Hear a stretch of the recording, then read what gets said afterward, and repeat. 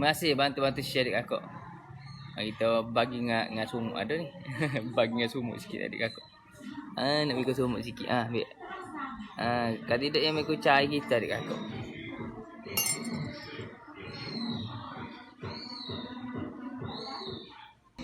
Mak Saad, terima kasih Mak Saad. Selamat pagi Mak Saad. Bantu-bantu share ni kopi Palestin ni. Oh, comel be. Dia biasa dulu kita duk jual ada harga asal dia harga RM10 so.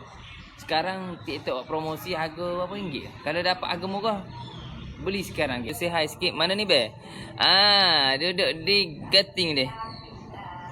Adik dia tu. Abang dia, kakak dia duduk Geting ni. Dekat dengan pasar Geting ni ke. Abang mari di pasar Geting dekat depan sekolah Geting ni ada orang jual be. Orang jual piuh ni ada ni hari ni.